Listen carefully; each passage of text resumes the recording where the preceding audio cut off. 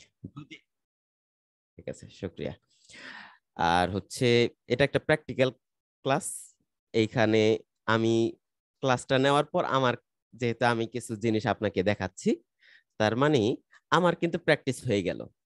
আপনি যদি বাসায় বসে প্র্যাকটিস না করেন তাহলে এই কোর্সে আমি একটু উপকৃত হব, আপনি কোনো উপকৃত হবেন না। 100% এইটা চেষ্টা করা উচিত যে আমি যতটুকু ক্লাসে দেখলাম শিখলাম এটা প্র্যাকটিস করা। তাহলে আশা করা যায় যে আমাদের এই কোর্সটা ইফেক্টিভ হবে। আমরা অনেক আশা নিয়ে আসছি যে আহ, এখান থেকে ভালো কিছু শিখবো ইনশাল্লাহ। যখনই আমাদের নতুন কোনো ব্যাচ শুরু হয় তখন ফিল করি যে অ্যাটলিস্ট আমার এখানের 80% বা 90% ভাই যাতে আমার এই কাজগুলো শিখতে পারে। ঠিক আছে, শুক্রিয়া। এটা হচ্ছে ফার্স্ট টিপ, যে আপনাদেরকে একটু প্র্যাকটিস করতে হবে, কারণ ক্লাসগুলো একেবারে প্র্যাকটিক্যাল। আর এক্সেল এর বিষয়টা তো আরো প্র্যাকটিক্যাল। আপনি যদি প্র্যাকটিস না করেন, আপনি আজকে প্র্যাকটিস করছেন, খুব ভালো কাজ শিখে গেছেন, 1 মাস কাজ শেখার পর আপনি যদি আবার আহ, মানে মোটামুটি 6 মাস এটা না দেখেন, তাহলে দেখবেন যে আবার ভুলে গেছেন। এবং এটা যেহেতু একটা রেগুলার প্রসেস, আপনার জব বলেন বা যে কোনো জায়গায় এটার ডিমান্ড খুব ভালো। কাজেই এক্সেলটা ফালাই দেওয়ার মতো কোনো বিষয় না। এটাকে একটু গুরুত্ব দিয়ে শিখলে আমাদেরও খুব বেশি কাজে লাগবে। আর যেহেতু নিয়ত করে আসছি যে এখান থেকে কিছু শিখবো, তাহলে একটু গুরুত্ব দেওয়া যাইতেই পারে ইনশাল্লাহ। ঠিক আছে, স্ক্রিন শেয়ারের পারমিশন আছে মনে হয়, হ্যাঁ আছে। ঠিক আছে, আমরা একটু চলে আসি। আচ্ছা, প্রথম বিষয়, যে মাইক্রোসফট এক্সেল ইনস্টল করা নাই কার ডিভাইসে, এটা একটু শুনতে চাই। বা এর আগে ওপেনই করেন নাই, এমন কেউ আছেন? এরকম থাকার কথা না, তাহলে ক্লাসগুলো এরকম হইতো না, এক্সেল আর পাওয়ার পয়েন্ট। তাহলে মাইক্রোসফট ওয়ার্ড সহ থাকতো। তারপরও অনেকে মনে করতে পারে যে ভাই কোথা থেকে শুরু করলো, কোথায় গিয়ে ঢুকলাম হঠাৎ করে। যদি আপনার ডিভাইসে মাইক্রোসফট এক্সেল ইনস্টল করা থাকে, তাহলে আপনি যেটা করতে পারবেন, স্টার্ট মেনুতে আসবেন। এখান থেকে আমি আজকে ইনস্টল করলাম 2016 ভার্সন আপনাদের ক্লাস নেওয়ার জন্য। এটা অন্য একটা ডিভাইস। তো এক্সেল 2016, অথবা আপনি এখান থেকে লিখতেও পারেন এক্সেল, অথবা নিচে আসেন মাইক্রোসফটের যে এটা আছে ফোল্ডার, সেখানে আপনি এক্সেলটা খুঁজে পাবেন। তো আপনি এখান থেকে এক্সেল 2016 এটা ওপেন করেন। আপনার যে 16 ইউজ করতে হবে বিষয়টা ম্যান্ডেটরি না, বাট আপনি যে কোনো ভার্সন দিয়ে কাজ করতে পারেন। অনেকের লেটেস্ট ভার্সন আছে, একেবারে 20 বা তারপরেও ভার্সন থাকতে পারে। এটা কোনো সমস্যা হবে না। আমরা এক্সেলের একেবারে কোর বিষয়গুলো দেখবো, যে কোনো ভার্সনে গিয়ে আপনি কাজ করতে পারবেন ইনশাআল্লাহ। তাহলে আমরা কিন্তু এক্সেলে চলে আসলাম। মাইক্রোসফট এক্সেল কেমন ঘর ঘর ঘর ঘর অবস্থা। এক্সেলের মজাটা এখানে যে প্রত্যেকটা বিষয় খুবই গোছালো, এবং এক্সেলটাকে ছোট ভাবে দেখার কোনো বিষয় না। এক্সেল দিয়ে কিন্তু অনেক বড় বড় প্রতিষ্ঠানের সফটওয়্যারের কাজ হয়। মানে হচ্ছে, যেখানে একটা সফটওয়্যার তৈরি করা লাগতো তাদের হিসাবগুলো করার জন্য, সেই হিসাবগুলো করার জন্য তারা আলাদা কোনো নতুন কাস্টমাইজ সফটওয়্যার না করে তারা কি করতেছে, এক্সেল ইউজ করতেছে। আচ্ছা, কেউ একজন ভাই মনে হ্যান্ড রেজ করছেন ক্লাসের। ঠিক আছে, বলে ফেলেন আমরা, অথবা ক্লাসের নিয়ম কি আমি জানি না, হ্যান্ড রেজ করলে বলেন। জি ভাই। ওই যে ওপেন করেছি এক্সেল, এটা একটা পেজ আসছে উপরে, প্রাইভেসি স্টেটমেন্ট আকারে আর কি। উপরে প্রথম সারিতে লেখা অ্যাক্টিভেশন উইজার্ড লেখা। আপনার কি নতুন ইনস্টল করেছেন?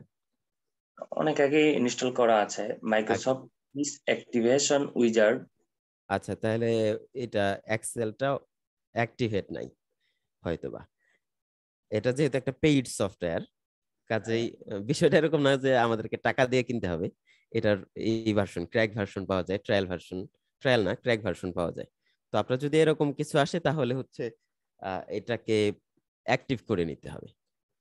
অথবা আপাতত এটা কেটে দেন, কেটে দিয়ে জি দেখেন যদি এই বিষয়গুলা, অর্থাৎ এই যে উপরের আমাদের জি জি হোম, যে ইনসার্ট, আছে। এইগুলা যদি অ্যাক্টিভ থাকে তাহলে কাজ করতে পারবেন আপাতত। আর জি যদি জি কারো সমস্যা হয় যে অ্যাক্টিভ করতে পারতেছি না, তাহলে আমি একটা অ্যাক্টিভেটর দিয়ে দেবো আপনাদেরকে ভাইয়ের মাধ্যমে। কিভাবে অ্যাক্টিভ করতে হয় একটা ভিডিও দিয়ে দেবো, পাশাপাশি হচ্ছে অ্যাক্টিভ করার জন্য যে সফটওয়্যারটা আছে সেই সফটওয়্যার দিয়ে দেবো ইনশাল্লাহ। আচ্ছা, ট্রাই করি তাহলে। তাহলে আমরা যেটা বললাম, এক্সেলের আমাদের এটা দিয়ে কিন্তু বড় বড় সফটওয়্যারের কাজ হয়। আমরা হয়তোবা অনেক প্রতিষ্ঠানের জন্য কাস্টমাইজ সফটওয়্যার করি হিসাব নিকাশ রাখার জন্য, কিন্তু যেই প্রতিষ্ঠানের একটা সফটওয়্যার করার মতো টাকা নাই, 2 লাখ 2.5 লাখ টাকা, বা কোনো কোনো প্রতিষ্ঠানের অ্যাকাউন্ট সফটওয়্যারের জন্য অনেক টাকা খরচ করতে হয়। তো সেই ছোট প্রতিষ্ঠানগুলো কিন্তু এই টাকাগুলো খরচ করতে চায় না। তারা কি করে, হয়তোবা মাইক্রোসফট এক্সেল ইউজ করে অথবা ডাটাবেজের জন্য অ্যাক্সেস ইউজ করে। তো এক্সেল দিয়ে খুব সুন্দর সুন্দর কাজ করা যায়। আপনি যদি আজকে থেকে ফিল করেন যে আমি এক্সেলের ভালো কিছু শিখবো, তাহলে এক্সেল থেকে এত সুন্দর আউটপুট নেওয়া যায়, আপনি আসলে কল্পনা করতে পারবেন না। এইটুকু একটা সফটওয়্যার, এটা দিয়ে এত কাজ করা যায়, মাশাআল্লাহ। তাহলে আমরা এটাকে একটু ফিল করা দরকার যে হ্যাঁ, এটা খুবই অ্যাডভান্স একটা সফটওয়্যার। আমরা যদি এটাকে একটু ভালোভাবে আয়ত্ত করতে পারি তাহলে অনেক কিছু শেখা সম্ভব। ঠিক আছে, আমরা চলে আসি। এক্সেলটা মূলত কনসেপ্টটা এইরকম যে আমাদের এই যে যে ঘরগুলা দেখতে পাচ্ছি, আমরা যখন মাইক্রোসফট ওয়ার্ড ওপেন করি তখন কিন্তু এইরকম ঘর ঘর দেখতে পাই না, তখন সাদা একটা পেজ দেখতে পাই। কারণ আমার ওইখানে মাইক্রোসফট ওয়ার্ডের মূল উদ্দেশ্যটা হচ্ছে আমরা ওইখানে লিখবো এবং লেখাগুলাকে ফরম্যাটিং করব, এইটুকুই উদ্দেশ্য থাকে। এর বাইরে কিন্তু মাইক্রোসফট ওয়ার্ডের আলাদা কোনো উদ্দেশ্য নাই। কিন্তু মাইক্রোসফট এক্সেলের আলাদা একটা স্পেশাল উদ্দেশ্যে এক্সেলটা তৈরি করা হয়েছে, সেটা হচ্ছে আমরা ক্যালকুলেশন করব, আমাদের হিসাবগুলো এখানে সুন্দরভাবে এন্ট্রি থাকবে, একটার সাথে আরেকটা ইন্টার কানেকশন থাকবে, আমার হিসাবগুলো অটোমেশন হবে, ওভারঅল সবকিছু আমার জন্য সহজ হয়ে যাবে।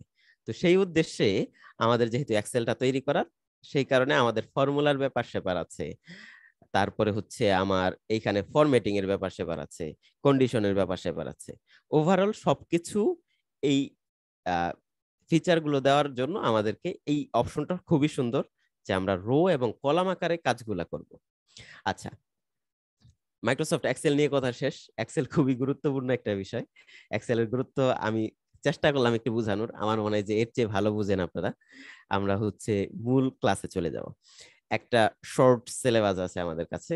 এই শর্ট সিলেবাসে এখানে 8টা ক্লাসের সিলেবাস। এই 8টা ক্লাসের সিলেবাস যদি আমি 4টা ক্লাসে শেষ করতে পারি, তাহলে বাকি একটা ক্লাস অ্যাডভান্স, আরো অ্যাডভান্সের কিছু পাওয়া যাবে। কাজেই ডিপেন্ড করতেছে আমি যতটুকু শেখাচ্ছি এইটুকু জিনিস আপনারা প্র্যাকটিস, ইনশাল্লাহ। মানে টোটাল 8টা ক্লাস কিন্তু হওয়ার মানে এই সিলেবাসটা 8টা ক্লাসের।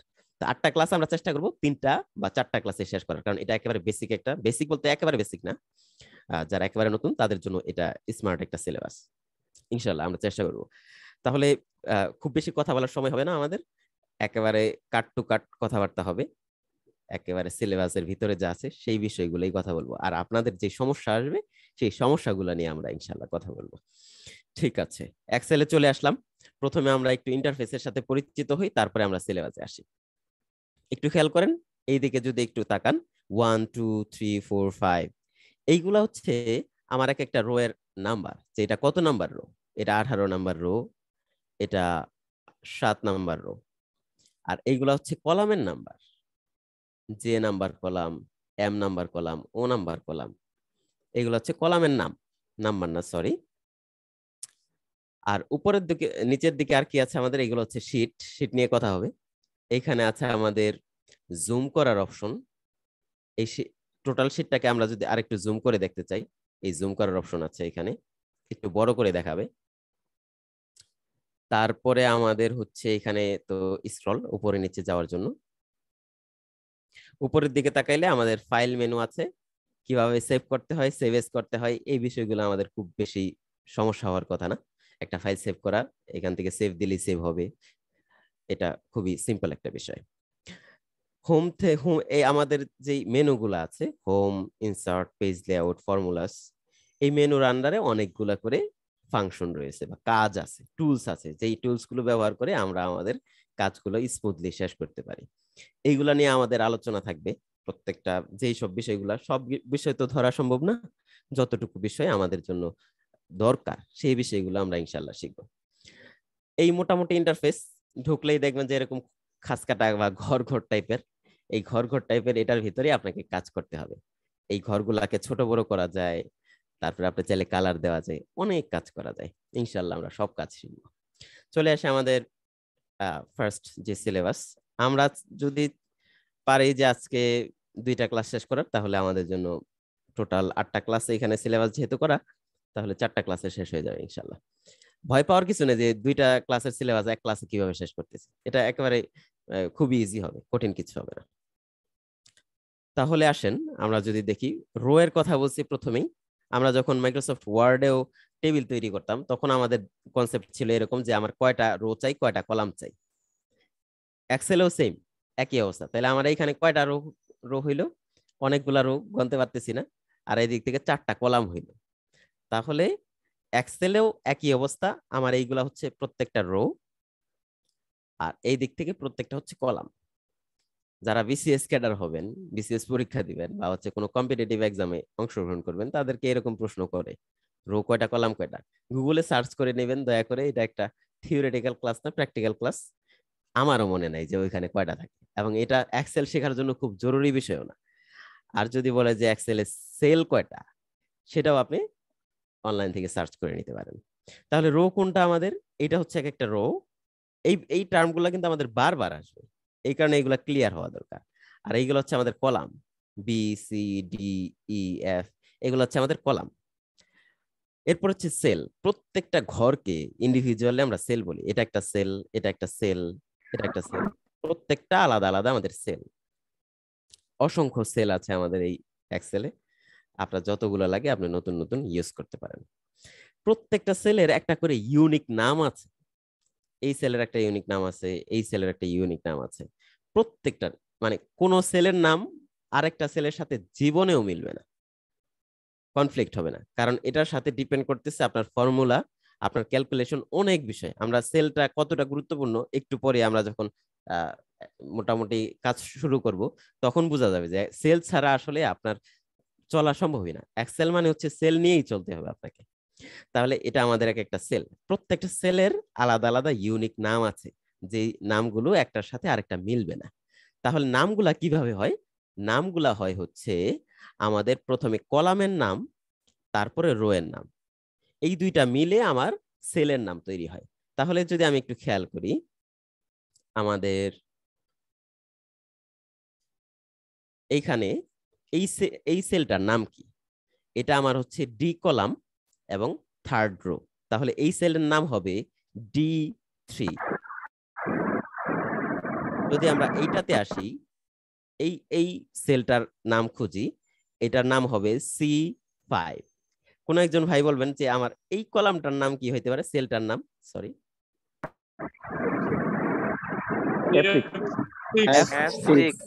F6। ইনশাআল্লাহ, খুবই সহজ।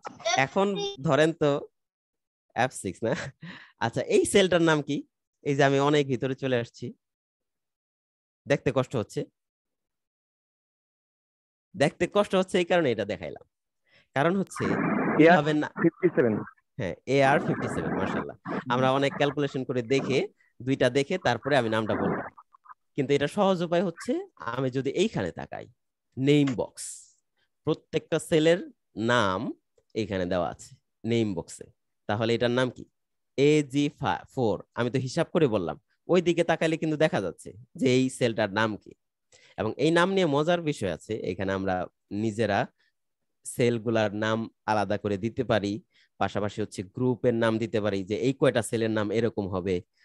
এইভাবে এই অপশনগুলো আমাদের হাতে আছে, এগুলো আমরা ইনশাল্লাহ দেখবো কাছাকাছি সময়, এগুলো আমাদের দরকার হবে। তো আমরা সেলের নাম শিখে গেলাম, এবং সেলের নাম যাতে আমার ক্যালকুলেশন করে হিসাব করে বলতে না হয়, এর জন্য আমরা নেম বক্স ব্যবহার করব E7। আমার কষ্ট করে দরকার নাই যে কলামের নাম E এবং রো এর নাম 7, আমরা জাস্ট এইখানে তাকাইলেই পারি যে এটার নাম কি। ওকে, তাহলে আমরা সেলের সম্পর্কে শিখে গেলাম যে সেল কি এবং সেলের নাম কি।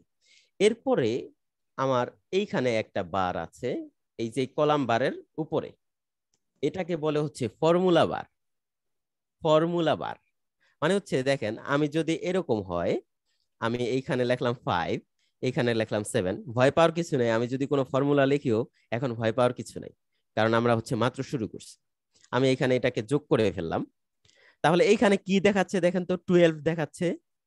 কিন্তু আমি যদি ফর্মুলা বারে তাকাই, তাহলে দেখতে পাবো যে এই 12টা কিভাবে হয়েছে, এটার পিছনে কোন ফাংশনটা কাজ করতেছে, কোন ফর্মুলাটা আমি লিখছি, সেটা আমাকে এই ফর্মুলা বারে দেখাচ্ছে। আউটপুটটা আমরা সেলে দেখতে পাচ্ছি, আর আমরা এটার পিছনে কি ফর্মুলা লিখছি সেটা দেখতে পাচ্ছি আমরা ফর্মুলা বারে। কাজেই এই ফর্মুলা বারটা আমাদের জন্য খুবই ইম্পর্টেন্ট। আমি যদি একটু চিন্তা করি যে আসলে আমার এটার পিছনে বিহাইন্ড দ্য সিন কি ঘটতেছে, বিহাইন্ড দ্য সিন দেখার জন্য আমার ফর্মুলা বারটা লাগবে। এটা আমাদের ফর্মুলা বার, খুবই গুরুত্বপূর্ণ একটা বিষয়। ওকে, এবার আসি শীট কি। শীট হচ্ছে এই যে দেখেন নিচে লেখা শীট 1। আচ্ছা, আমি যদি ফার্স্ট যাচ্ছি এরকম মনে হয় আমাকে বলবেন, আর একটু স্লো যাব। আমার মনে হয় যে আমি একটু ফার্স্ট চলে যাই মাঝে মাঝে। আর কারো কোনো সমস্যা হলে ইনস্ট্যান্ট বলতে পারেন, সমস্যা নেই, ইন্টারঅ্যাক্টিভ ক্লাস হওয়া দরকার। 5 আর 7 যোগ করলেন কিভাবে? আচ্ছা, সেটা আমরা দেখাবো, একটু পরে দেখাবো। এই কারণে বলছি এটা নিয়ে টেনশনের কিছু নেই ইনশাআল্লাহ। শীট 1 নিচে তাকাইলে আমরা দেখতে পাচ্ছি শীট 1, আর এইখানে একটা প্লাস আইকন আছে। প্লাস আইকনে যদি আমি ক্লিক করি তাহলে আরেকটা শীট তৈরি হয়েছে। প্লাস আইকনে ক্লিক করলে আরেকটা শীট তৈরি হয়েছে, আবার ক্লিক করলে আরেকটা শীট তৈরি হইলো। তার মানে হচ্ছে বিষয়টা কিন্তু এরকম না যে এই শীট 1টা ডুপ্লিকেট হয়েছে, নতুন একটা শীট তৈরি হয়েছে। শীট বলতে কি, আমি যদি একেবারে বাংলা ভাষায় একটা এক্সাম্পল দিই তাহলে হচ্ছে একটা বইয়ের পেজ ধরতে পারেন আপনি। এই পেজের ভিতরে আমরা আবার পেজ সেট আপ করবো, সেটা ভিন্ন বিষয়। তাহলে আমার টোটাল এই ডকুমেন্টটা বুক 4 নামে যে আমার এক্সেল ফাইলটা আছে, এই এক্সেল ফাইলের ভিতরে আমার এখন টোটাল 4টা শীট আছে। ধরেন যে আমরা যদি আমাদের সিলেবাসটাতে যাই, এই সিলেবাস নামের যে শীটটা আছে, এই শীটটাতে আমার কিছু ইনফরমেশন পাইলাম আমি। ফার্স্ট ক্লাস নামে আলাদা শীট, এটা কিন্তু ওই শীট না। সেকেন্ড ক্লাস নামে আলাদা একটা শীট, থার্ড ক্লাস নামে আলাদা একটা শীট। এরকম আপনার ধরেন যে এরকম দরকার যে আমি আমার প্রতিষ্ঠানের জন্য একটা হিসাবের জন্য এক্সেল ফাইল করব, যেখানে আমার প্রত্যেকটা দিনের মানে মাসের জন্য একটা মাসের তো আমার 30 দিন বা 31 দিন থাকবে অথবা 29 দিন, আমি প্রত্যেক দিনের জন্য একটা করে শীট তৈরি করব। তখন আপনি এটা কি দিবেন, এটা নাম দিবেন ডে 1, ডে 2, ডে 3, অথবা হচ্ছে 1 জানুয়ারি, 2 জানুয়ারি, এভাবে দিবেন। আর যদি ধরেন যে আপনি সারা বছরের জন্য শীট তৈরি করবেন, তখন আমরা কি দেব, তখন দেব হচ্ছে জানুয়ারি, ফেব্রুয়ারি, মার্চ, এপ্রিল, মে, জুন, 12টা শীট তৈরি করব। অর্থাৎ আমি একটা ফাইলের ভিতরে, একটা এক্সেল ফাইলের ভিতরে মাল্টিপল শীট তৈরি করতে পারি। এবং মজার বিষয় হচ্ছে ক্যালকুলেশনের ক্ষেত্রে আমরা কিন্তু একটার সাথে আরেকটার ইন্টারকানেকশন দিতে পারি, যে এই শীটের যতগুলা যোগ হয়েছে মানে টোটাল, এই টোটালটা পরেরটাতে গিয়া যোগ করব আমি।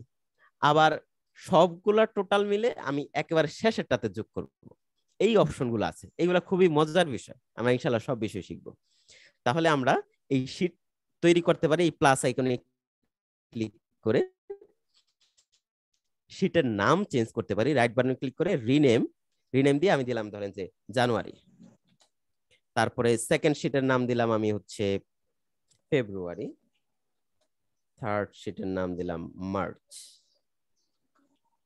ফোর্থ হচ্ছে রিনেম এপ্রিল। আপাতত আমাদের এই কয়টাই থাকলো। আপনার যখন যে কয়টা শীট দরকার হয় আপনি এখান থেকে জাস্ট নিউ শীটে ক্লিক করলে নতুন একটা শীট তৈরি করতে পারবেন। এবং প্রত্যেকটা শীটের আবার কিন্তু একটা সুন্দর কালার দেওয়া যায়, এখান থেকে ট্যাব কালার একটা অপশন আছে। এই ট্যাব কালার থেকে আমি এটাকে রেড দিলাম, এখানে এসে ট্যাব কালার এটাকে জাস্ট আলাদা বোঝানোর জন্য, এটা খুব ম্যান্ডাটরি না, বাট আপনি জেনে থাকলে কোনো সমস্যা নেই। এটার একটা কালার দিলাম, ব্ল্যাক দিলাম, তো কালারফুল লাগতেছে, খারাপ না বিষয়টা। তো এই শীট গুলাকে আপনি চাইলে ডিলিট করতে পারেন, রাইট বাটন ক্লিক করুন, ডিলিটে চাপ দেন, ডিলিট হয়ে গেল। বি কেয়ারফুল, আপনি ডিলিট করার আগে একটু চিন্তা করেন এই শীটের ভিতরে জরুরি কোনো বিষয় আছে কিনা। জরুরি কোনো বিষয় থাকলে কিন্তু ডিলিট হয়ে গেল। তো ডিলিট করার আগে একটু চিন্তা ভাবনা করা দরকার। তারপরে হচ্ছে আপনি হচ্ছে এটাকে আগে পরে নিতে পারেন, যে মার্চটাকে আগে নিলাম বা জানুয়ারিটাকে মাঝখানে নিয়ে আসলাম।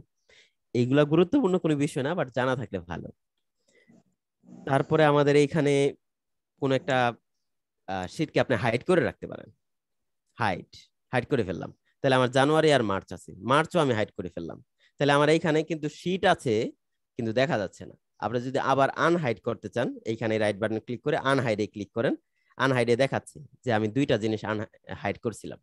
তো আপনি যদি মার্চটাকে আনহাইড করতে চান, মার্চ সিলেক্ট করে ওকে দেন।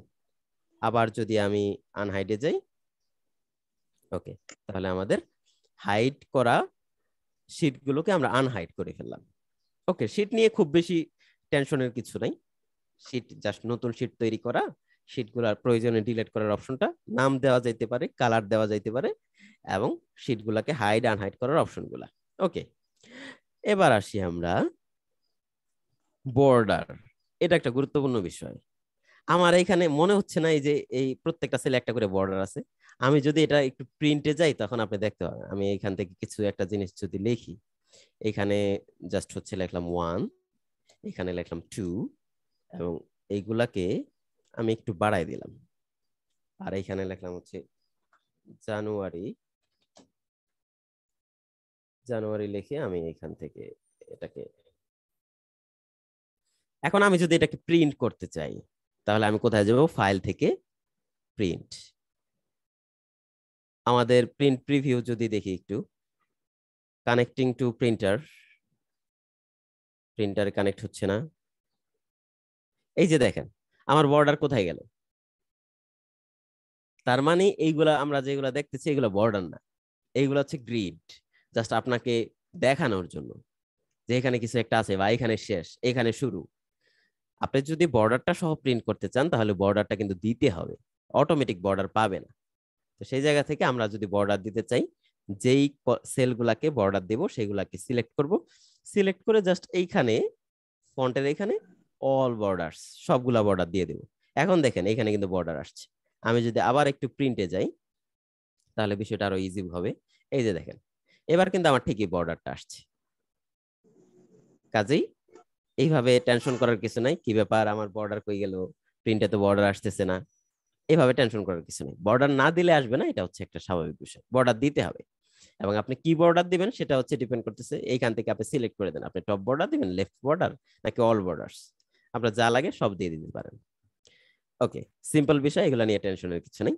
এবার আসেন অ্যালাইনমেন্ট নিয়ে একটু কথা বলি, এটা নিয়ে অনেকেই ঝামেলায় পড়বেন ভবিষ্যতে। আমাদের এই যে কলাম এবং এই যে রো, এই রো গুলার সাইজ আমরা ছোট বড় করতে পারি। ধরেন যে আমি এখানে লিখলাম হচ্ছে রুহুল আমিন হাবিব।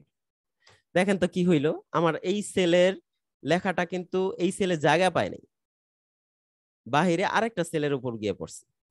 তাহলে আমার কি উচিত? আমার উচিত হচ্ছে এইখানে এই সেলটাকে বা এই কলামটাকে একটু জায়গা বাড়ায় দেওয়া, যাতে আমার কোনো সমস্যা না হয়, আরেকটার উপর গিয়ে না পড়ে। এর জন্য আমরা জাস্ট এইখানে আইসা এটাকে বড় করলেই হয়, ক্লিক করে বড় করা যায়। অথবা আর একটু যদি সিম্পলি করি, এইখানে ডাবল ক্লিক করলেই এই লেখার জন্য যতটুকু জায়গা প্রয়োজন সেই জায়গাগুলো পেয়ে যাব আমরা।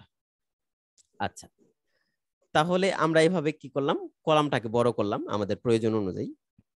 আবার এইখান থেকে আমাদের রোটাকেও বড় করার সুযোগ আছে। রোটাকে ক্লিক করে যদি আমি একটু বড় করি, হাইট হাইট চাইলে আমরা বাড়াই দিলাম। এখন দেখেন ঘটনাটা এইখানে ঘটলো, লেখাটা নিচে চলে আসছে। আমার কলাম তো এই যে এই সেলটা তো বিরাট বড় একটা সেল, এই সেলের লেখাটা এই নিচের কর্নারে পড়ে আছে কেন? কারণ আমার অ্যালাইনমেন্টটা এইভাবে করা, অ্যালাইনমেন্টটা আমাদেরকে ঠিক করতে হবে যে আমার এই লেখাটা কোথায় থাকবে। আমি যদি সংক্ষেপে শুধু হাবিব লিখি তাহলে বুঝতে আরো সহজ হবে। হাবিব লেখাটা আমার মূলত উপরে ওঠে নাই কেন? উপরে ওঠে নাই কারণ হচ্ছে অ্যালাইনমেন্টটা এই যে এইখানে একটু অ্যালাইনমেন্ট খেয়াল করেন, উপরে, মাঝে, নিচে, এই তিনটা। তাহলে আমি যদি মাঝে দেই মাঝখানে আসলো, আমি যদি উপরে দেই তাহলে উপরে আসলো, আমি যদি লেফটে দেই লেফটে তো আছে অলরেডি, রাইটে দিলে ডান পাশে, সেন্টারে দিলে সেন্টারে। তাহলে একেবারে মাঝখানে আনার জন্য কি করতে হবে? এই দিক থেকেও সেন্টার, আবার এই দিক থেকে উপরে নিচেও মিডল। এইভাবে দিলে আমি এটাকে একেবারে সেন্টারে পাইলাম। এখন আপনার লেখাগুলা, আপনার শীটটা সুন্দর রাখার জন্য অ্যালাইনমেন্টটা খুবই গুরুত্বপূর্ণ, এটা একটু খেয়াল রাখা দরকার। বিষয়গুলো কঠিন কিছু না, বাট খেয়াল রাখলে দেখবেন যে আপনার শীটটা অন্য আর 4-5 জনের চাইতে স্মার্ট হচ্ছে, কাজগুলো সুন্দর হচ্ছে। এটা জাস্ট একটু খেয়াল করলেই হবে। ওকে, আমরা ফেব্রুয়ারিতে আসি। আচ্ছা, এইখানে একটা বিষয় বলি, ধরেন যে আমি এরকম হইলো যে আমি এটাকে বড় করতে পারতেছি না বা জায়গা নাই, আমার পেজে আটবে না। তখন আমার কি করা উচিত? আমার লেখাগুলা নিচে নিচে আসলে ভালো হয়। আমি লিখলাম হচ্ছে আবার রুহুল আমিন হাবিব। তো এটা তো আরেকটার উপরে উঠে গেছে। এখন আরেকটার উপরে না উঠে সে যদি এইখানে জায়গা না পায় সে নিচে আসবে। যেমন আমরা ওয়ার্ডে যেটা হয়, যদি আমার এখানে জায়গা না পায় সে নিচে আসুক, সে কেন পাশে যাবে কেন? যেমন যদি আমি এটাকে একটু ছোট করি, এবং এখানে লিখি রুহুল আমিন হাবিব, সে কিন্তু নিচে চলে গেছে, দেখছেন? কিন্তু এক্সেলে কি করতেছে, এটা নিচে যাচ্ছে না, সে পাশে চলে যাইতেছে। এই কারণে এটা যদি নিচের নিচে আমি চাই যে আমার লেখা যদি একটা সেলে বেশি হয়, সেটা আরেকজনের ঘাড়ে না চেপে সে নিচে নিচে আসুক, তখন আমাদেরকে যেটা করতে হয় সেটা হচ্ছে ওয়ার্ড র্যাপ টেক্সটটা অন করে দিতে হয় আমাদের। র্যাপ টেক্সটের উপর মাউস নিলে দেখছেন মাইক্রোসফট এক্সেল লেখাটা স্বাভাবিক অবস্থায় আরেকটার উপরে উঠছে, আর র্যাপ টেক্সট দিলে নিচে নিচে আসতেছে। তাহলে র্যাপ টেক্সটে যদি আমি ক্লিক করি তাহলে কি হলো দেখেন, আমার লেখাটা ভেঙে নিচে নিচে আসছে, এটা আরেকজনের উপরে ওঠে নাই। এই জিনিসটা আপনাদের লাগতে পারে। ওকে, এবার আসেন আমরা আরেকটা মজার অপশন দেখি, সেটা হচ্ছে আমরা ওয়ার্ডে যেমন দেখছি যে আমরা হচ্ছে দুইটা কলাম বা দুইটা সেল এইগুলাকে একসাথে করে ফেলতে পারি আমরা লেআউট থেকে মার্জ সেল। তাহলে আমি একটা করে ফেললাম, এই অপশনটা আমাদের এক্সেলেও আছে যে আমি দুইটা বা তিনটাকে একসাথে করে একটা সেল বানাই ফেলবো। তখন সিলেক্ট করলাম, সিলেক্ট করে মার্জ এন্ড সেন্টার এটাতে ক্লিক করলে সবগুলো একটা হয়ে গেল, এখন কিন্তু আর মাল্টিপল নাই। ঠিক আছে, এই জিনিসটাও আমাদের মাঝে মাঝে কাজে লাগবে, যে দুই তিনটা কলামকে দুই তিনটা সেলকে একসাথে করে ফেলা, কারণ আমার দরকার হবে হেডিং লেখার জন্য দরকার হইতে পারে, বা অন্য অন্য অনেক কাজে দরকার হইতে পারে। এই অপশন তো আরেকবার একটু দেখাবেন, একটু আরেকবার। শিওর শিওর, আমার যেই কয়টা সেলকে একসাথে করা দরকার সেইগুলা সিলেক্ট করলাম, সিলেক্ট করে মার্জ এন্ড সেন্টার, তাহলে দুইটা একসাথে হয়ে গেল। এটা আরো সুন্দর লাগবে আমরা যদি এটাকে একটু বর্ডার দিয়ে দিই, তাহলে দেখতে সুন্দর লাগবে। সিলেক্ট করলাম, সবগুলাকে আমি বর্ডার দিয়ে দিলাম।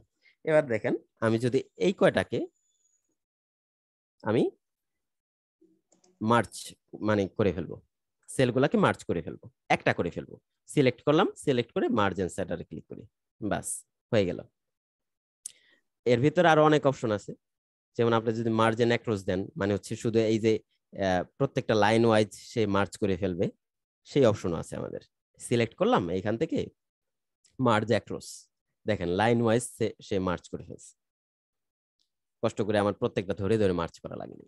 এই অপশনটা সিম্পল। হ্যাঁ বলেন, এটা কোন অপশন যেন এটা ক্লিক করলাম? Merge across. ও আচ্ছা আচ্ছা, মার্জ অ্যাক্রস। আচ্ছা, এখানে তাহলে যেহেতু অপশনগুলো আসছে তাহলে বলে দিই সব কয়টা অপশন, যদি আমাদের মানে বিষয়গুলো ইজি। এটা হচ্ছে আমি মার্চ করে ফেলছি, এখন যদি মনে হয় যে এটা আনমার্চ করা দরকার, তাহলে এখানে আনমার্জের অপশন আছে, আনমার্চ সেল আগের অবস্থায় যে কয়টা সেল নিয়ে এটা তৈরি হয়েছিল সেই কয়টা অপশন চলে গেল, সবগুলাতে সেম অবস্থা। আমি এটাকে মার্চ করছি, যদি আমি আনমার্চ দেই আনমার্চ হয়ে যাবে।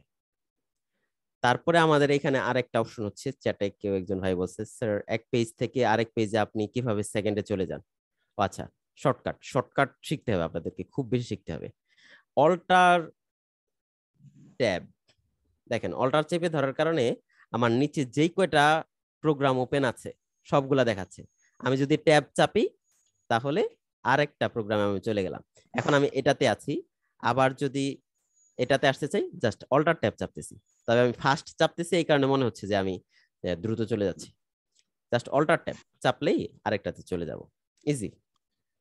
ওকে, তারপরে হচ্ছে, হ্যাঁ বলেন, কিছু বলবেন কেউ? ঠিক আছে, এগেইন। আচ্ছা ওইটা আবার দেখাবো কিভাবে সুইচ করতেছি, না এই মার্চ দেখাবো? জি জি জি, মার্চ করারটা একটু ক্লিয়ার করবেন, মার্চ করারটা দেখাবো না সুইচ করারটা দেখাবো? প্লিজ। সুইচ করার জন্য আমাদের অল্টার বাটন যেটা আছে কিবোর্ডের ALT, অল্টার চেপে ধরবো, চেপে ধরে ট্যাব বাটন যেটা আছে ক্যাপস লকের উপরে, সেটা চাপ দিলে আমার এই হবে, সুইচ হবে, একটা ফাংশন একটা প্রোগ্রাম থেকে আরেকটা প্রোগ্রামে চলে আসবে। অল্টার বাটন চেপে ধরে ট্যাব চাপলেই হবে, তবে আপনার দুইটা প্রোগ্রাম মিনিমাম ওপেন থাকতে হবে। এখন আপনার প্রোগ্রামই ওপেন আছে একটা, তাহলে একটা থেকে আরেকটা কিভাবে যাবে, এটা তো স্বাভাবিক কথা। আচ্ছা ঠিক আছে, তাহলে আমরা কি করলাম, আমরা হচ্ছে মার্জ করলাম, মার্জের ভিতরে আরো কয়েকটা অপশন দেখলাম, একটা হচ্ছে একটা তো মার্জ এন্ড সেন্টার।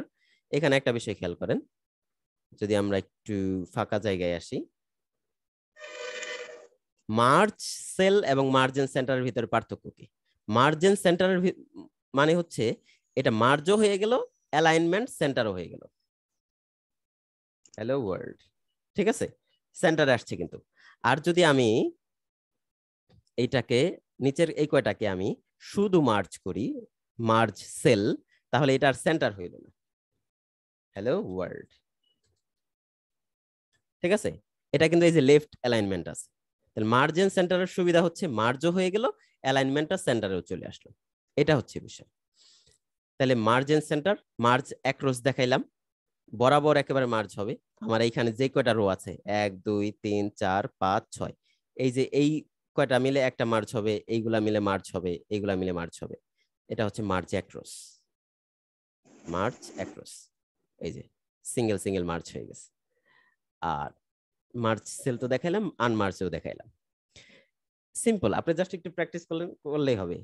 আসলে কম্পিউটারটা এমন একটা বিষয়, আপনি শুধু কিবোর্ড আর মাউস চাপাচাপি করে কম্পিউটার নষ্ট করে ফেলবেন, এটা একেবারেই অসম্ভব একটা বিষয়। আপনি কিছু ফাংশন চেঞ্জ করতে পারেন, আপনি হচ্ছে কি বলে সেটিংস কিছু চেঞ্জ করতে পারেন, উইন্ডোজ দিয়ে দিলে আবার দেখবেন যে ঠিক হয়ে গেছে। কাজে এটা নিয়ে হেজিটেশনের কিছু নাই যে আমি এটা চাপলে কি হয়ে যায়, এটা চাপলে কি হয়ে যায়। ট্রাই করেন, ভালো কিছু হবে ইনশাল্লাহ। ওকে, আমরা এটাকে ডিলিট করে ফেলি, এটাও দরকার নেই আমাদের। নতুন নতুন আমরা শীট নিয়ে কাজ করব। আমরা চলে আসি আমাদের সিলেবাসে। Cell insert, delete, format. Cell আমরা চাইলে ইনসার্ট করতে পারি। আমাদের ধরেন যে আমি এইখানে লিখলাম হচ্ছে হ্যালো, আরেকটাতে লিখলাম ওয়ার্ল্ড, আরেকটাতে লিখলাম আই এম ফ্রম বাংলাদেশ। ওকে, এটাকে একটু বড় করি। এখানে আমরা লিখলাম হচ্ছে সেম টু দিস সেল। এখন দেখেন, কোনো কারণে আমার মনে হইলো যে এই যে এইটা ওয়ার্ল্ড এবং আই এম ফ্রম বাংলাদেশ, এই দুইটার মাঝে আমার একটা কলাম বা রো, কলাম তো নেওয়ার সুযোগ নেই, রো নেওয়া দরকার। তখন আমরা কি করব? তখন আমরা ইনসার্টে যাব। এই যে এখানে ইনসার্ট সেল অপশন আছে, ইনসার্ট রো এর অপশন আছে, ইনসার্ট কলামের অপশন আছে। যদি সেল দেই, জাস্ট ক্লিক করে দেখেন কি হয়। সেল দেওয়ার পর সে একটা ডায়লগ বক্স দিছে যে ভাই সেলটা কোন দিকে তৈরি করবেন। সেলটাকে এই যে যেই সেলটা এখন সিলেক্ট করা আছে সেটাকে কি আপনি ডানে নিয়ে যাবেন, নাকি ডাউনে, নাকি টোটাল এন্টায়ার রোটাকে সরাই ফেলবেন, এন্টায়ার কলামটাকে সরাই ফেলবেন, এরকম কিছু কিনা। তাহলে ধরেন যে আমি শিফট সেল ডাউন এটা দিয়ে দিলাম, তাহলে কি হয় দেখেন, এই জিনিসটাকে ডাউনে নিয়ে এসে সে একটা সেল তৈরি করছে। এখন দেখেন তো, যদি এরকম হয় যে আমি এটাকে উপরে রেখা নিচে আমি হচ্ছে এই তৈরি করব, সেল তৈরি করব, তাহলে আমাদের কি করতে হবে? আমরা ইনসার্ট থেকে ইনসার্ট সেল, এখান থেকে আমরা দেব। আচ্ছা, যদি যেহেতু আমাদের আপ অপশনটা নাই, তখন আমাদের কি করতে হবে? তাহলে আমরা এইখান থেকে এটাকে ডাউন করে ফেলব, ইনসার্ট সেল ডাউন। তাহলে এটাকে ডাউন করলেই তো এই দুইটার মাঝখানে একটা তৈরি হবে। এই যে হয়ে গেল। তাহলে আমরা যেমন সেল সিঙ্গেল একটা সেল তৈরি করতে পারি, পাশাপাশি আমরা চাইলে এই দুইটার মাঝখানে একটা কলামও তৈরি করতে পারি। রো, উপরে নিচে তো আর কলাম তৈরি হয় না, রো তৈরি হয়। ইনসার্ট শিট রো, তাহলে কি হইলো দেখেন, টোটালি এই দুইটার মাঝখানে একটা রো তৈরি হয়ে গেল। আমাদের প্রয়োজন হলে আমরা এই দুইটার মাঝখানে একটা কলাম তৈরি করতে পারি। লেফট রাইটের যদি আপনি কিছু করতে চান, সেটা অবশ্যই আমাদের কলাম তৈরি করতে হয়, আর উপরে নিচে যদি কিছু করতে চাই, আমাদের রো তৈরি করতে হয়। তাহলে আমি হচ্ছে ইনসার্ট শিট রো, রো তো আমরা তৈরি করছি, তাহলে আমরা কলাম তৈরি করব। ইনসার্ট শিট কলাম, কলাম তৈরি হইলো। খেয়াল রাখবেন, এটা কিন্তু আগে তৈরি হয়। আপনি যেটা সিলেক্ট আছে এইখান থেকে সিলেক্ট করে যদি আপনি কলাম তৈরি করেন, তাহলে কিন্তু এই যে এইখানে একটা কলাম তৈরি হবে। এখান থেকে সিলেক্ট করলে এর আগের ঘরে একটা কলাম তৈরি হবে। তাহলে আমরা কি দেখলাম? আমরা হচ্ছে কিভাবে সেল তৈরি করা যায়, কিভাবে কলাম তৈরি করা যায় নতুন করে, কিভাবে নতুন করে রো তৈরি করা যায়, সেই বিষয়গুলো দেখলাম। মাঝে মাঝে এই ঝামেলাগুলো হবে যে আমি লিখে ফেলছি, লিখে ফেলার পর মনে হচ্ছে না আর একটা অপশন অ্যাড হওয়া দরকার, তখন আমাদের নতুন করে একটা সেল নেওয়া লাগবে, অথবা একটা রো অথবা কলাম নেওয়া লাগবে। তখন আমরা ইনসার্ট থেকে যাব। ওকে, ডান। ইনসার্ট ডিলিটের অপশনও আছে আমাদের এখানে। আপনি ধরেন যে এখানে লিখে ফেলছেন, আচ্ছা আমরা একটু ব্যাক করি। কন্ট্রোল জেড এর কথা মনে আছে তো আপনাদের, ওয়ার্ডে শিখে আসার কথা, আনডু, আগের অবস্থায় ফিরে যাওয়া। তাহলে আমি যদি টোটাল এই রোটাকে ডিলিট করতে চাই, ডিলিটের কি কি আছে দেখেন, ডিলিটেও সেম অপশন, ডিলিট সেল, এই সেলটা ডিলিট করব, ডিলিট শিট রো, টোটাল রোটা ডিলিট করে ফেলবো, টোটাল কলামটাকে ডিলিট করে ফেলবো, ইভেন আমি টোটাল শিটটাকে, মার্চ যে শিটটা আছে শিটটাকেও ডিলিট করার অপশন আমাদের হাতে আছে। ওকে, তাহলে আমরা হচ্ছে এখান থেকে যদি একটু ডিলিট অপশনটা দেখি, ডিলিট সেল, একই কথা যে ডিলিট করবেন তাহলে নিচের গুলা কি উপরে আসবে নাকি কি করবেন, এই অপশনটা। তাহলে আমি যদি শিফট সেল আপ দেই তাহলে নিচের গুলা উপরে চলে আসছে। এখন বলতে পারেন যে আমি তো নিচের গুলা উপরে চাই না, জাস্ট এটাকে ফাঁকা করতে চাই, তাহলে ডিলিট না, তাহলে জাস্ট হচ্ছে আপনি এটাকে ফাঁকা করে ফেলেন, আপনি ডিলিট বাটন চাপেন, কিবোর্ডের ডিলিট বাটন। একটা বিষয় হচ্ছে আপনি যদি এখান থেকে ব্যাক স্পেস চাপেন কি হয় দেখেন, একটা ঘর হইলো, ডিলিট হইলো। এখন আপনার মনে হয় যে আমি এইগুলো সব একসাথে সবগুলা ডিলিট করব, মানে এটার ভিতরে যা আছে সব লেখাগুলো মুছে ফেলবো, তখন আপনি ব্যাক স্পেস চাপলে কিন্তু হবে না, ব্যাক স্পেস চাপলে শুধুমাত্র একটা সেলের জিনিস ডিলিট হচ্ছে। তাহলে বেটার অপশন হচ্ছে আপনি ডিলিট বাটন চাপেন, কিবোর্ডে ডিলিট বাটন আছে, এই ডিলিট বাটন চাপলে সবগুলা একসাথে ডিলিট হয়ে গেল। ডিলিট মিন্স সেলগুলা ডিলিট হয় নাই, ভিতরের কন্টেন্ট গুলা, লেখাগুলা ডিলিট হয়েছে। দুইটার ভিতরে একটু পার্থক্য আছে। যদি আমার সেল ডিলিট হয়ে যায় তাহলে কিন্তু নিচের গুলা উপরে উঠবে অথবা লেফটের গুলা ডানে আসবে, মানে এইখানে আর এই জিনিসটা নাই, ফাঁকা জায়গা তৈরি হয়েছে, তাহলে এইখানে ওই যে বাতাসের মতো ফাঁকা জায়গা পাইলে সে এখানে ফোর্স করে ঢুকবে। আর যদি আপনি কন্টেইনারটা সেলটাকে রাখা ভিতরের কন্টেন্ট গুলা ডিলিট করেন তাহলে কিন্তু এই সেলটা নাই। ওকে, বিষয়গুলো মনে হয় যে গম্ভীর হয়ে যাচ্ছে, আমাদের মূল আলোচনায় যাচ্ছি না, আমরা মূল আলোচনায় একটা বিষয় জানার, এই যে আমাদের যে শীট বা কলাম যেগুলা আমরা ডিলিট করে দিচ্ছি সেটা কি পুনরায় বা পাওয়ার কোনো সুযোগ আছে কিনা? হ্যাঁ হ্যাঁ, কন্ট্রোল জেড আন্ডুর কথাটা কেন বললাম, কন্ট্রোল জেড এই যে আন্ডু। না, এটা হচ্ছে যে কি আমি দেখা যাচ্ছে কাজ করে অনেক দূর চলে গেলাম, এখন ওই জায়গায় না, পৌঁছাচ্ছি, এই সুযোগ নাই, এখানে একটু সমস্যা। এক্সেলের হিস্টরিটা, আমাদের ফটোশপে যেমন হিস্টরি আছে, এক্সেলে এরকম কোনো হিস্টরি নাই, কাজে আপনাকে একটু কেয়ারফুলি হ্যান্ডেল করতে হবে বিষয়গুলো। এখানে একটা মজার বিষয় আছে আপনাদেরকে বলি, যদি এটা সিলেবাসের অন্তর্ভুক্ত না, তারপর আমি ইচ্ছা করছি যেটা আপনাদেরকে দেখাবো, সেটা হচ্ছে আপনারা গুগল শিটের সাথে পরিচিত আছেন? আমরা যদি একটু ড্রাইভে আসি, নিউ হচ্ছে গুগল শিট, গুগল শিটটা এক্সেলের সব ফাংশনগুলো এখানে কাজ করে, ইভেন কিছু কিছু বিষয় আছে যেটা এক্সেলে আমাদের এতটা ইজিলি কাজ করা যায় না, যেটা আমরা গুগল শিটে ইউজ করতে পারি। এখানে একেবারে সব এক্সেল সব ফাংশন আছে। এইখানে মজার বিষয় হচ্ছে হিস্টোরিটা খুব সুন্দরভাবে ট্র্যাক করা যায়, আপনি 2 দিন আগে কি করছিলেন, বা হচ্ছে এটাকে শেয়ার করলেন কারোর সাথে, আপনি ধরেন যে এখানে লিখলেন যে একটা পেমেন্ট লিস্টে এসএল দিলেন, সিরিয়াল, নেম, তারপরে অ্যামাউন্ট, ঠিক আছে? তাহলে আপনি এখানে দিলেন 1 2 এভাবে দিলেন, আর এখানে দিলেন নেম হাবিব করিম। এখন সে পেমেন্ট করছে কিনা, পেমেন্ট করলে আপনি এখানে 5000 লিখে দিলেন, তারপরে হচ্ছে সে পেমেন্ট করছে তাহলে 2000 লিখে দিলেন। এখন এই শিটটা ধরেন যে আপনি 10 জনের সাথে শেয়ার করছেন, 10 জন এক্সিকিউটিভ বা হচ্ছে 10 জন মানুষ এই শিটটা ডিল করে, তখন কি হবে, এই 500 টাকা কে লেখছে সেটাও এখানে ট্র্যাক করার সুযোগ আছে, যে এই 500 টাকা এডিট করছে বা নতুন করে এন্ট্রি দিছে কে, সেই অপশনটা দেখা যাবে যে কার হাতে এই টাকাটা আছে। এন্ট্রি দিয়েছেন ধরেন যে করিম, তখন কি হবে, দেখা যাবে যে এখানে কে এন্ট্রি দিছে, এই অপশনটা শেয়ারের অপশনটা আসলে। মাঝখানে একটা বলে ফেললাম। তো গুগল শিটটা আমাদের কাজগুলো খুব ইজি করে দিবে, আমি একদিন চেষ্টা করবো গুগল শিটটা দেখানোর, কিছু মজার ফাংশন আছে এখানে। ঠিক আছে, আমরা আলোচনায় ফিরে আসি, সময় শেষ হয়ে যাচ্ছে।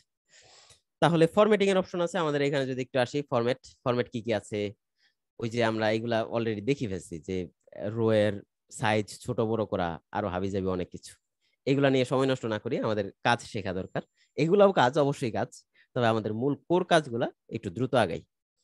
আসেন আমরা, হ্যাঁ, কারো কোনো বিষয়ে ফার্স্ট ক্লাসের উপর। শীটের মধ্যে দেখা যায় যে আমরা বাম পাশ থেকে ডান পাশের দিকে যাই, কিন্তু উপর থেকে নিচের দিকে যে লাইন করে একটা লেখার সুযোগ সময় করে বিভিন্ন শীটে দেখা যায় আর কি, বিভিন্ন শীটে বা বিভিন্ন ফরম্যাটের মধ্যে আমরা রিপোর্টে বা বিভিন্ন ফরম্যাট আমরা দেখি, সেটা কিভাবে লেখা যায়? বুঝতে পারছি। ধরেন যে লিখলাম এনু, কি লেখা যায় এটা, নেম, তারপরে হচ্ছে এইজ, তারপরে দিলাম হচ্ছে আমার অ্যামাউন্ট, মান্থ। তো এখন ধরেন যে নেম তো এই হিসাবে সে অনেক ভালো জায়গা পাবে, কিন্তু এইজ তো আমার এখানে থাকবে হচ্ছে 18 বা এই জাতীয়, তাকে এত বড় জায়গা আমি দিব না, তাকে একেবারে ছোট জায়গা দিব, তখন এই এইজ লেখাটা বাঁকা হইয়া থাকলে আমার জন্য সুবিধা। এই যে এইখানে দেখেন লেখাটা নিচ থেকে উপরে। আপনি এরকম কিছু বলছেন কিনা, বা জি জি উপর ভাই থেকে ঠিক নিচে? আছে, হ্যাঁ হ্যাঁ ওইটাই ওইটাই। তাহলে আমার এই এই জায়গাটা কম খাইলো। কম খাওয়ার কারণে আমি এই 18 যেহেতু খুব বেশি জায়গা খাওয়ার দরকার না, জাস্ট টাইটেলের জন্য আমি কেন এত জায়গা খাবো, এই জিনিসটা আমরা এইখান থেকে করতে পারি। ওকে, থ্যাংক ইউ প্রশ্ন করার জন্য। জি ভাই, আরেকটা প্রশ্ন ছিল ভাই, এই যে জি, আগে জি। তো আমাদের এই যে ইনসার্ট এবং ডিলেট, এদিকে কোনো অপশন পাইতেছি না মানে ক্লিক করলে। আপনার ডিভাইসে জি, ইনসার্ট ক্লিক করতে পারতেছেন?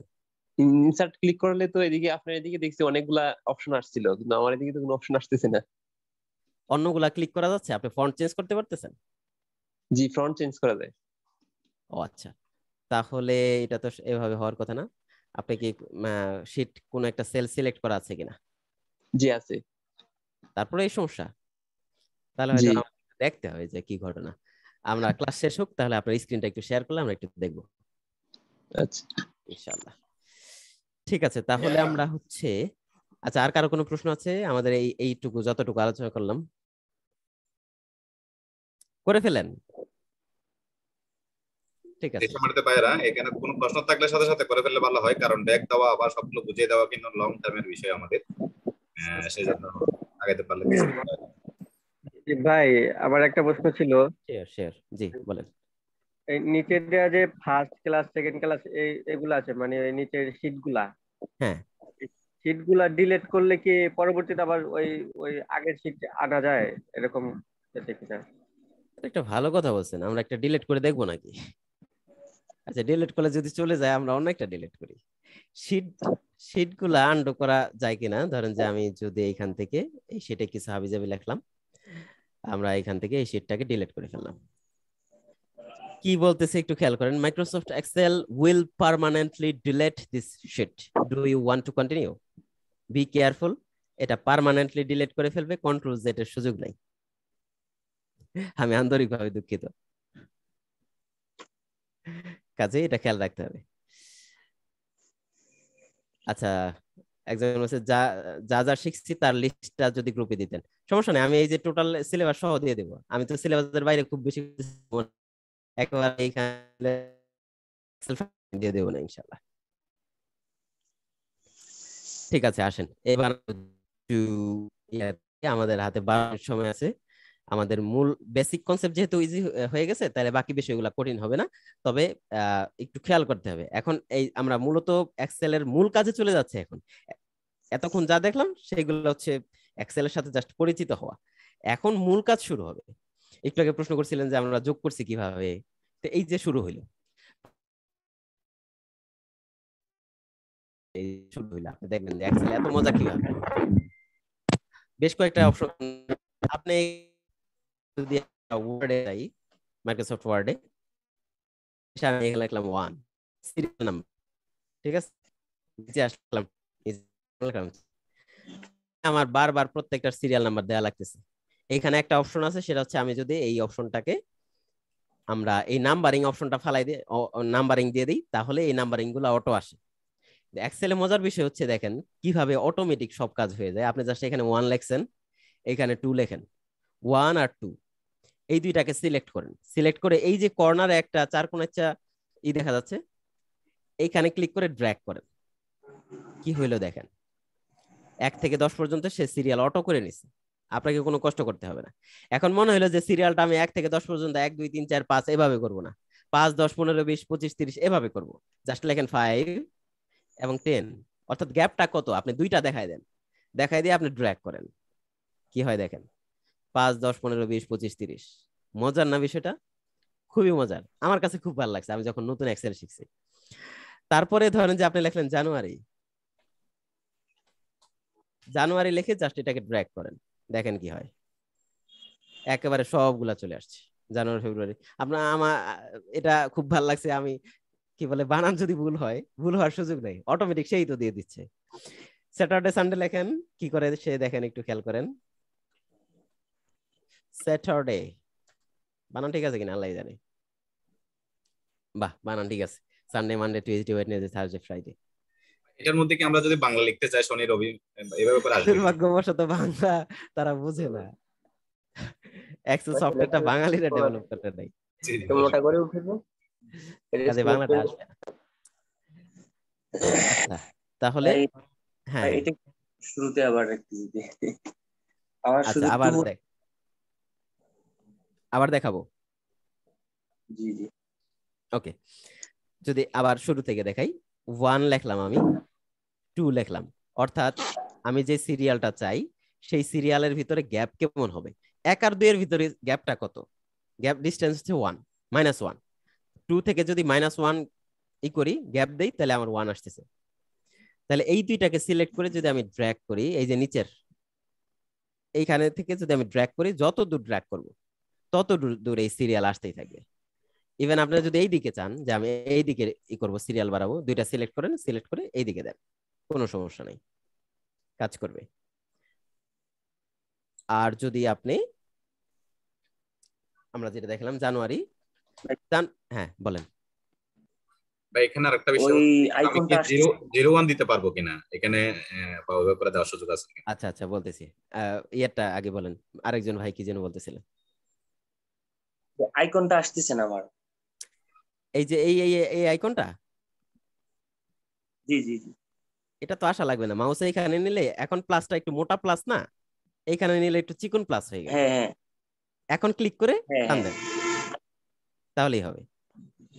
এটা হচ্ছে প্রথম দিকে নতুন যারা, তাদের ধরতে একটু কষ্ট হয়, এই জায়গাটা একজ্যাক্ট ধরতে পারে না, সিলেক্ট করে সে কি করে, যে এইভাবে টান দেয়, কাজ হয় না, একজ্যাক্ট এই কর্নারটা ধরতে হবে। কর্নারটা কিভাবে, এই যে যখন প্লাস আইকনটা ছোট হয় তখন আমার কর্নারটা উপর আমার কার্সরটা আসছে, এখন আমি ক্লিক করে টান দিই, তাহলে কাজ হবে, তা না হলে কিন্তু এই যে মনে হবে যে কি ওই যে কাজ হচ্ছে না।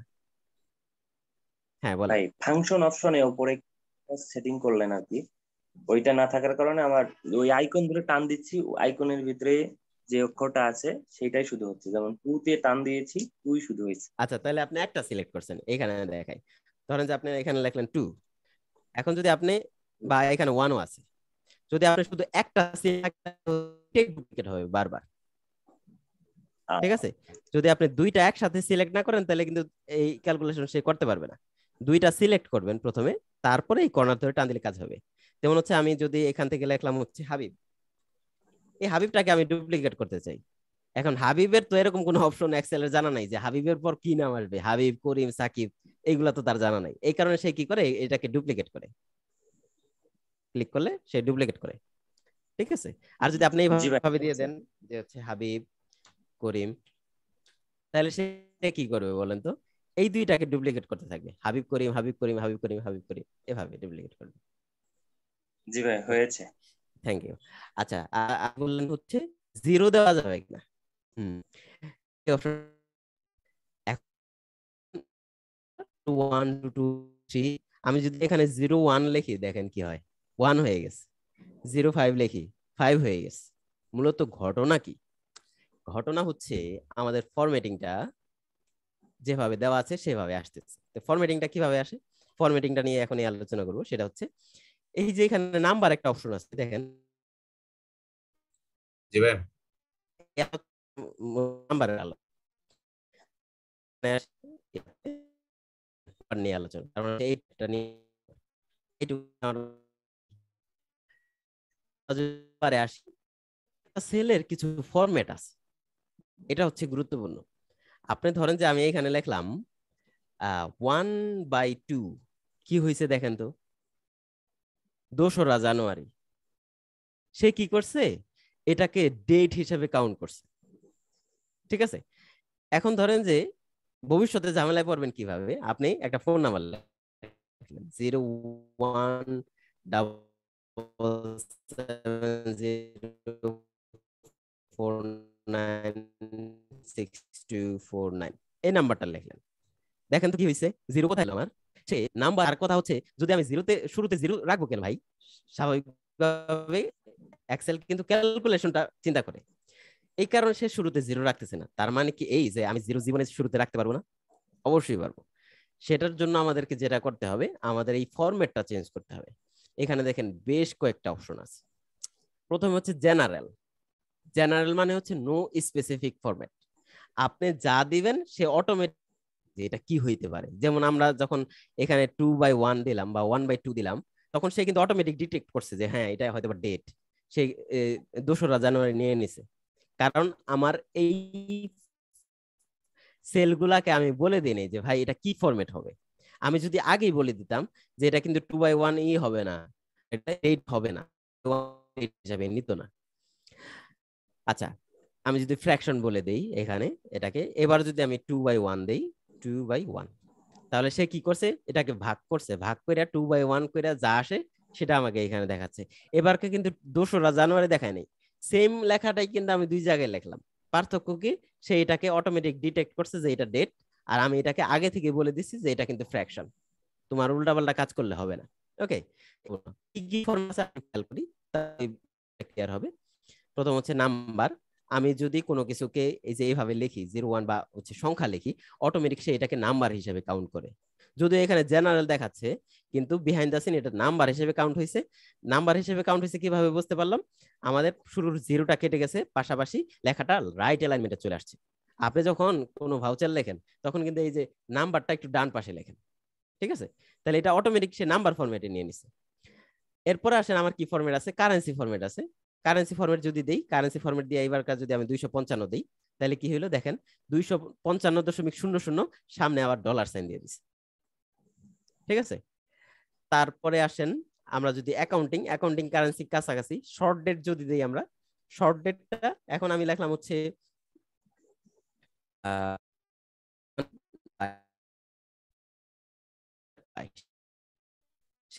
হিসাবে এভাবে কাউন্ট।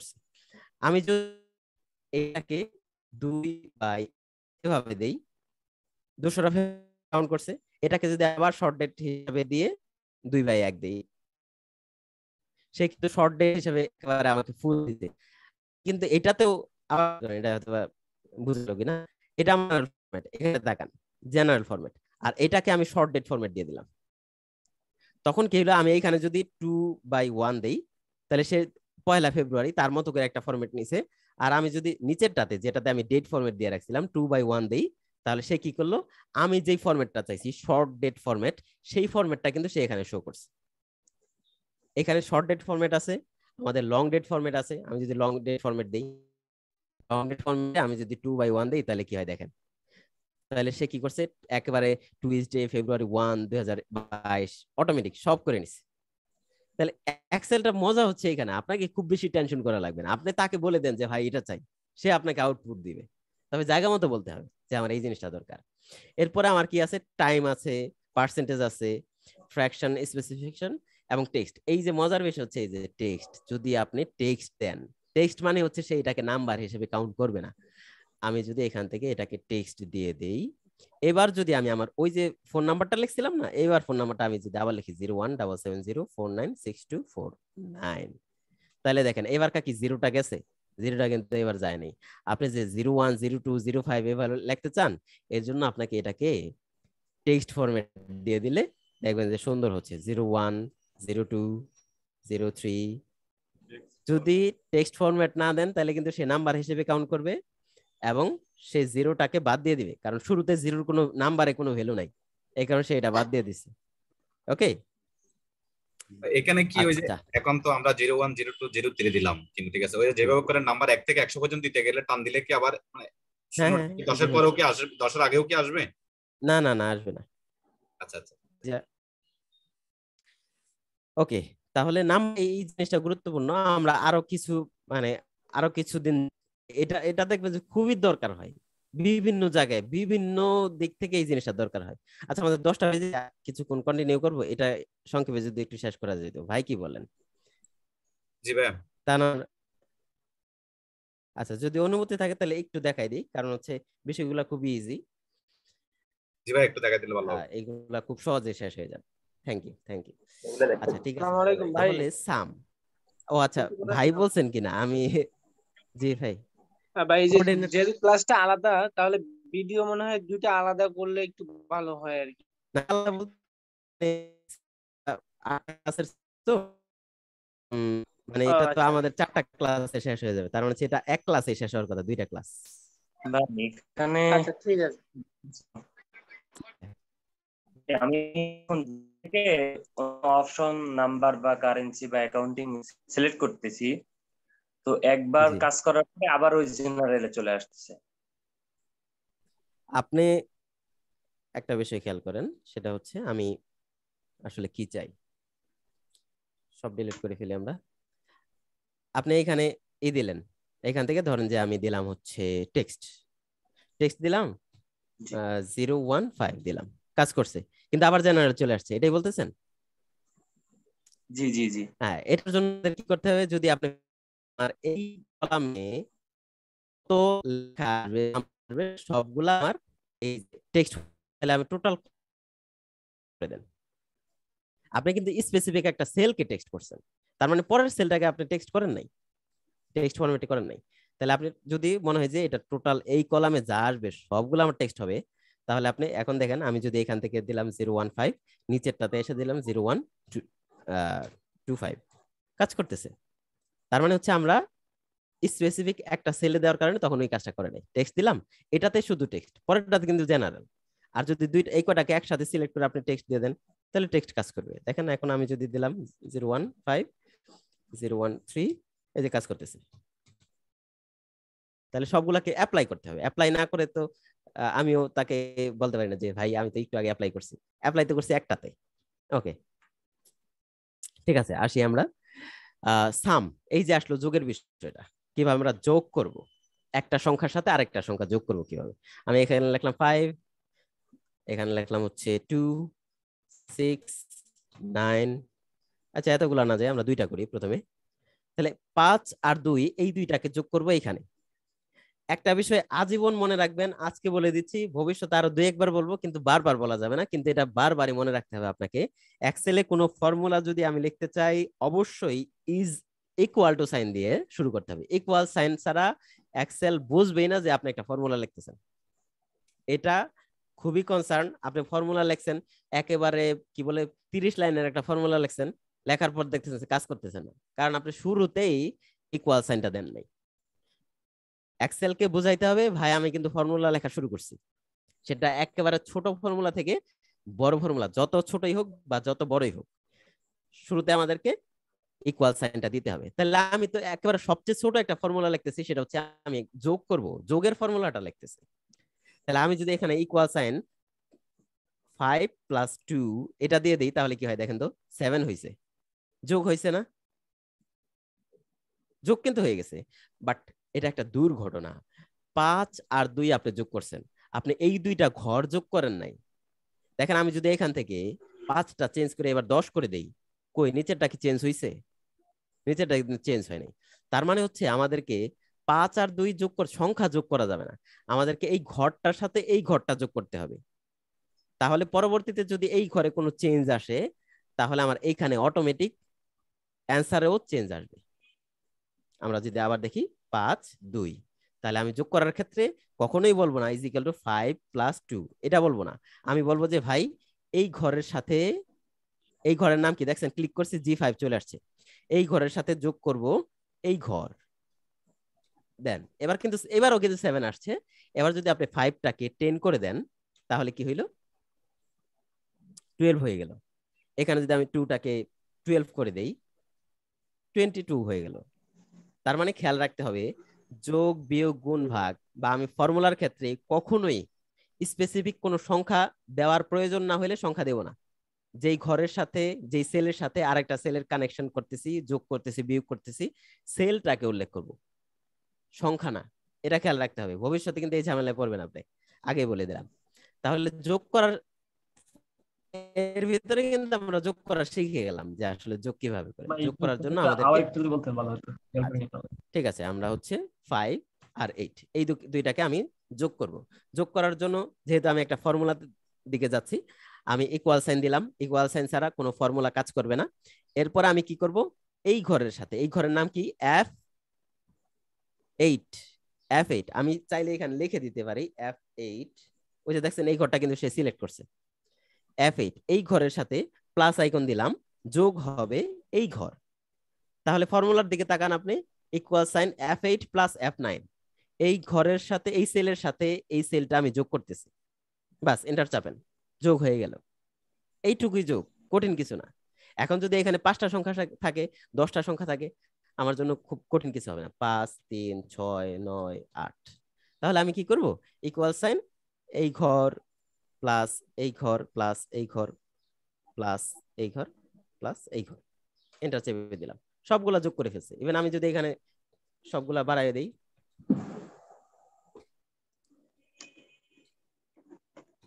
অটোমেটিক চেঞ্জ হচ্ছে।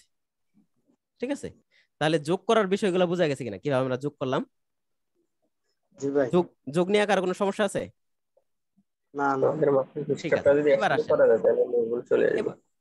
এবার আসেন যোগটাকে আমরা আরো সহজে কিভাবে করতে পারি। 5 6 9, তাহলে এইখানে তো আমার শুধুমাত্র 5টা সংখ্যা, আমি লিখে দিলাম যে এই ঘরের সাথে এই ঘর, এই ঘর যোগ এই ঘর, এই ঘর এই সেলের সাথে এই সেল লিখে দিলাম। কিন্তু তার চেয়ে বেটার অপশন হচ্ছে আমাদের হাতে অটো সাম অপশনটা আছে। এইখানে খেয়াল করেন, অটো সাম। এই অটো সামে ক্লিক করলে আপনি এখন দেখাই দিতে পারেন যে কয়টা ঘর নিয়ে আপনি যোগ করবেন, এই কয়টারে যোগ করবেন না এই কয়টারে যোগ করবেন, জাস্ট দেখাই দেন, দেখাই দিয়ে এন্টার চাপেন। ভাই সিডি নাম বলছেন, তাহলে সিডি নিয়ে আসেন। আচ্ছা, কেউ মনে হয় আনমিউট হয়ে আছেন, একটু মিউট করে ফেললে ভালো হয়, প্রয়োজনীয় কথা বলি আমরা। তাহলে আমি কি করলাম, অটো সামের মাধ্যমে বিষয়টা সহজেই করে ফেললাম। আমি যদি এখান থেকে লিখি 1 2, এই দুইটাকে আমি বিরাট একটা লিস্ট করলাম 168 পর্যন্ত।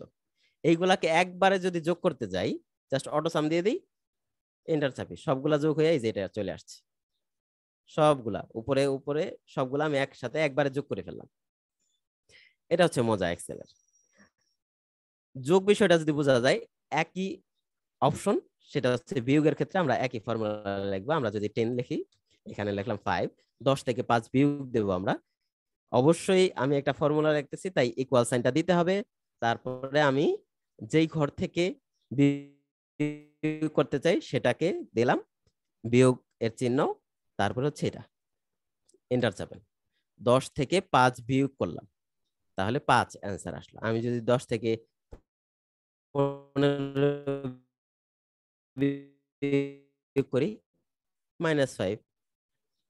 আর এখানে যদি আমি 100 বানাই দিই, তো কেউ একজন বলেন গুণ করার জন্য।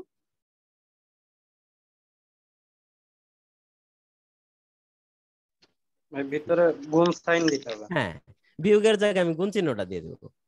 দেখেন আমি এখানে যে বিয়োগ চিহ্নটা আছে সেটাকে বাদ দিয়ে গুণ চিহ্ন, গুণ মিন্স এই স্টার, মানে আলাদা এই যে এক্স দিয়ে দেন না, এটা কিন্তু গুণ না, এই যে স্টার বাটনটা এটা হচ্ছে গুণ। তাহলে এইটার সাথে এই সেলটাকে আমরা গুণ করলাম, এন্টার চাপেন। এবার দুইটা কিন্তু গুণ হয়ে গেছে। গুণ পাশাপাশি আপনি যদি ভাগ করতে চান কি হবে, ইকুয়াল সাইন এইটা স্ল্যাশ, ভাগের আলাদা কোনো চিহ্ন নাই, স্ল্যাশটাই আমার ভাগ, ভাগ হয়ে গেল, খুবই ইজিলি ভাগ হয়ে গেল। তাহলে আমরা খুব সহজে যোগ বিয়োগ গুণ ভাগ এইগুলা শিখে ফেললাম। এবার আসেন আমরা এই বাসায় বসে একটু প্র্যাকটিস করে ফেলতে হবে ভাই, সবাইকে একটু বলতেছি, যেহেতু আমাদের বিষয়গুলা বাসায় বসে প্র্যাকটিস না করলে ঝামেলা হয়ে যাবে। এভারেজ, মিনিমাম, ম্যাক্সিমাম, অটো সাম কিন্তু আমরা দেখে ফেলছি, তাহলে আর এই তিনটা জিনিস দেখলে আমাদের হয়ে যায়, হয়তো আর 5 মিনিট লাগবে। Average, minimum, maximum. এভারেজ আমরা গড় কিভাবে করব, 5 7 8, তাহলে কি হলো 7 8 15 আর 5 20, তাহলে আমরা হচ্ছে আর 4 দিই, তাহলে এটার এভারেজ কি আসে হিসাব অনুযায়ী যদি আমি ক্যালকুলেশন করি, 4 আর 8 12 আর 7 19, 19 আর 5 24, তাহলে 24 এখানে আছে টোটাল 4টা সংখ্যা, সেই হিসাবে 4 দিয়ে আবার 24 কে ভাগ, 4 6 24। ঠিক আছে, তাহলে আমার এভারেজ আসার কথা 6। আমি তো মুখে মুখে ক্যালকুলেশন করলাম, তো মুখে মুখে ক্যালকুলেশন তো আমি 4টা সংখ্যা তাই করে ফেললাম। এটা যদি 1000 সংখ্যা হয়, সেটার এভারেজ কত আসবে, সেটা আমাদেরকে এক্সেল খুবই ইজি করে দিছে। এই যে অটো সামের এইখানে একটা অপশন আছে এভারেজ, এভারেজে ক্লিক করেন, তারপরে দেখা দেন কোনগুলার এভারেজ করতে চান। তাহলে আমি এইগুলার এভারেজ করতে চাই, এটা সিলেক্ট করে এন্টার চাপেন, এই যে 6 চলে আসছে। এত কষ্ট করে ক্যালকুলেশন করলাম, ক্যালকুলেশনের কোনো দরকার নেই। আমি যদি এইখান থেকে এভারেজ দেই, এভারেজ দিয়ে এই যে এইগুলাকে সব বলে দিলাম যে এইগুলা এভারেজ হবে, 8 আসছে। তারপরে ধরেন যে আমার যদি এভারেজ শেষ হয়, আমরা যদি মিনিমাম ম্যাক্সিমাম ভ্যালুটা বের করতে চাই, নিচের এগুলা ডিলিট করে দিই আমি, যে এই 10-এর ভিতরে সবচেয়ে ছোট সংখ্যা কোনটা, সবচেয়ে বড় সংখ্যা কোনটা, তাহলে আমরা মিনিমাম ম্যাক্সিমাম এগুলা মিন, এইগুলোর ভিতরে মিনিমাম 1, নিচে আসেন ম্যাক্সিমাম, সবচেয়ে বেশি কোনটা, মানে সবচেয়ে বড় সংখ্যা কোনটা, 10, তাহলে এটা হচ্ছে মিনিমাম, এটা হচ্ছে ম্যাক্সিমাম নাম্বার। এই তো ইজি, মানে কঠিন করার কিছু নাই। আমরা নেক্সট ক্লাসে ইনশাল্লাহ থার্ড ক্লাসে চলে যাব। থার্ড ক্লাসে আমাদের এইখানে ফিল আছে, ক্লিয়ার সর্ট, আবার কিছু হাবিজাবি আছে, চার্ট আছে। ফোর্থ ক্লাসে, থার্ড ক্লাস খুবই সহজে শেষ হয়ে যাবে। ফোর্থ ক্লাস থেকে আমাদের একেবারে রিয়েল মজাটা শুরু হবে, কন্ডিশন নিয়ে কাজ শুরু করবো আমরা। আমরা আস্তে আস্তে নিজেরা কিভাবে ফর্মুলা তৈরি করতে পারি সেই বিষয়গুলো নিয়ে আমরা এখানে শিখবো ইনশাল্লাহ। ফিফথ ক্লাসে ইফ, এটা ডাবল ইফ, এগুলা নিয়ে শিখবো। রেজাল্ট শিট কিভাবে তৈরি করতে হয়, ওয়েজ শিট তৈরি করতে হয় কিভাবে, বিদ্যুৎ বিল কিভাবে তৈরি করতে হয়, এই বিষয়গুলো আমরা ইনশাল্লাহ দেখবো। কারো কোনো প্রশ্ন থাকলে খুব দ্রুত নেব, কারণ সময় অলরেডি চলে গেছে। আর যদি প্রশ্ন না থাকে তাহলে ভাইয়ের অনুমতি ক্রমে আমরা হচ্ছে ক্লাসটা শেষ করে ফেলবো। যে কোনো ভাইয়ের যদি প্রশ্ন থাকে যদি একটু হ্যান্ড রেজ করেন প্লিজ। এক্সেল আর পাওয়ার পয়েন্ট দুইটা ডিফারেন্স বিষয় না? তাহলে কি এক্সেল এর ক্লাস 4টা হবে? এক্সেল এর 5টা ক্লাস হবে সম্ভবত, আর পাওয়ার পয়েন্টের 4টা ক্লাস হবে। জি ভাই। ও আচ্ছা আচ্ছা।